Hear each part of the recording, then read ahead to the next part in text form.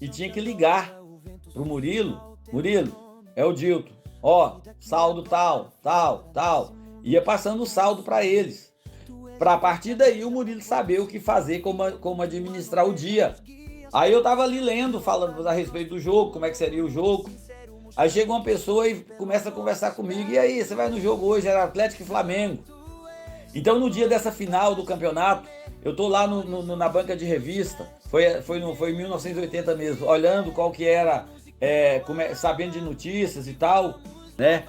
Mas aí voltando aqui pra minha história, gente, então eu tava ali naquela banca de revista olhando, aí chega uma pessoa e vem e pergunta pra mim. Gente, essa história é muito interessante, tá? Principalmente se você tem filho adolescente, já no 1980, 45 anos atrás, aconteceu isso comigo. Então presta muita atenção na minha história, tá? Aí, gente, eu peguei, a pessoa chegou e começou a conversar comigo sobre o jogo. E aí, tal, você vai no jogo? Perguntou se eu queria ir pro jogo com ele. Eu fui e falei pra ele assim, não, eu já vou com meu tio. E de fato fui. Que é exatamente o tio Hernandes, exatamente o tio, que é o tio Nandi, né, que a gente chamava. A gente chamava ele de Tinandi. É assim que a gente fala. Lá a gente não tem o O no tio, não, tá? É só Ti. Aí o cara chegou pra mim e veio perguntar se eu ia pro jogo. Eu falei se eu queria ir com ele. Eu falei, não, não, já tô indo. Você vai com quem? Ah, eu vou com o tio e o amigo dele, que tal. Ah, mas se quiser, você pode. Não, não, já vou com meu tio. O jogo era tarde da noite, acho que era 9 horas naquela época, terminava. Bola enfiada pro Reinaldo, girou, bateu de primeira! Gol! É do Galo, Reinaldo, camisa 9, estufa a rede do Mineirão, um golaço, Atlético Mineiro na frente do Flamengo, o estádio vem abaixo, a massa. Aí chega no dia seguinte, ele vem comigo. E aí, você foi no jogo? Fui. E tal, gostei. Eu achei que podia ter ganhado demais, mas ganhou só de 1-0, mas tá bom. O que você acha? Vamos ser campeão? Eu falei, vai, acho que vai. Vamos ganhar lá no Rio de Janeiro também. Nosso time tá bom e tal. E de fato tava. Eu tô ali ligando para a escola para poder passar os saldos. Aí tá ele lá e vai e completa o número do telefone. Eu tinha discado o número, era 4618637. Aí quando tinha discado o 461, ele vai e fala 8637. Estranho, não é verdade? Não é muito estranho?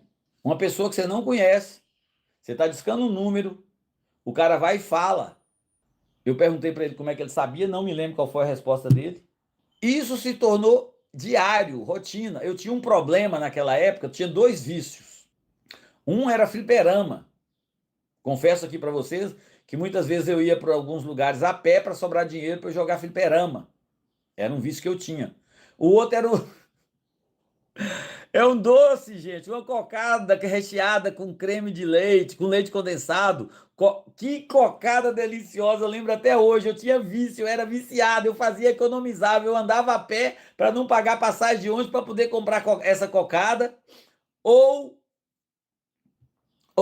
jogar fliperama. Eu me lembro que ele me encontrava também na fliperama, o cara sabia onde me encontrar, esse Jorge. Até que um dia e me convidou para conhecer o apartamento dele, para ir na casa dele. E eu falei assim, meus tios não deixam. Naquela ocasião, meus tios não tinha controle nenhum sobre o que eu fazia, o que eu deixava de fazer, mesmo eu só com 14 anos. Chega na segunda-feira, mesmo na rotina, lá vem o Jorge. Aí o Jorge, ô, você não foi? Eu falei, não, aí sim, aí que eu falei que meus tios disseram que eu falei que meus tios não deixavam. Falei, não, é que meu tio não deixa e tal, eu não fui por isso. Continuei ali, né? Aí continuou um tempo, todo dia esse cara aparecia. Até que um dia eu tinha saído e tinha uns amigos meus que eu saí da escola e a gente foi fazer não lembro o quê. Aí o Olímpio, que era um amigo meu, me chamou, dorme lá em casa, careca, que já tá aqui perto. Aí o Olímpio, eu tava dormindo lá na casa dele, o Olímpio chega de manhã. Você viu o jornal de hoje? Falei, não tem nem como, né? Não pensei assim, mas a realidade era essa, agora que veio cair essa ficha. Falei, não tô sabendo de nada, não, tava dormindo. Ele foi e falou a manchete do jornal. Eu não me lembro se era o Estado de Minas ou o Diário da Tarde, que é tudo do mesmo grupo.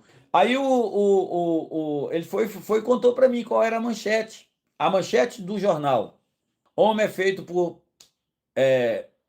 molestar mais de 50 menores. A manchete do jornal. Na hora, já fazia um tempo que eu não via esse cara. Na hora, eu cheguei e perguntei pro Olímpio: Olímpio, esse cara tem o quê? Tem na faixa dos 50 anos? Ele é. Ele é meio alto, que tinha foto dele. Ele é meio alto, é. Ele tem um bigode? Tem. Aí eu fui e falei pro Olímpio: Olímpio, assustado, mas como é que você sabe de tudo isso? Ele falou: vou lá pegar o jornal. Pegou o jornal e me mostrou. Lá estava o cara, o Jorge. Eu acho que usou a palavra estuprar na manchete daquele dia. Preso por estuprar mais de 50 menores. Lá no início eu falei que eu discava todos os dias para o colégio onde eu trabalhava para falar o saldo. Esse cara sabia o número do telefone. Mas como esse cara sabia o número do telefone? Ele tinha trabalhado no colégio e foi lá que ele me viu. Quando eu entrei, ele saiu. Ele me viu como funcionário da escola, não como aluno. E a partir daí começou a me perseguir. Depois foi revelado ali. Eu peguei ficha dele, porque tinha ficha dos funcionários, eu olhei ficha dele. Aí eu vi que ele era natural de Teófilo Otoni, assim como eu. Ele tinha sido professor na escola onde eu estudei, Escola Estadual Alfredo Sá. Provavelmente não no mesmo ano que eu estudei lá. Depois eu cheguei à conclusão, meu tio olhou e falou: esse cara foi professor meu, lá no estadual em Teófilo Otoni. O Nego Mar talvez nem lembre disso. E aí no jornal, gente, ele conta a história de como ele começou essas práticas. Ele começou essas práticas, vou falar para vocês aqui, ele viajava de Teófilo Otoni, se não me engano, para Bauru. E ele parava numa cidade, que eu não me lembro o nome, aonde tinha um primo que praticava isso naquela cidade, uma cidade menor, não era uma capital.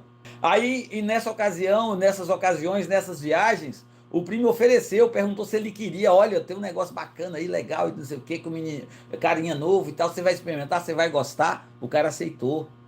Esse cara foi preso, seria mais ou menos o fim da história, isso aqui, com a prisão dele.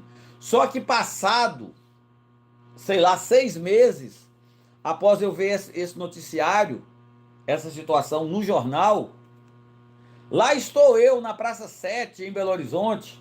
Sempre fui muito observador, eu sempre gosto de olhar muito ao meu redor. Aí de longe, eu vejo esse cara lá, o Jorge.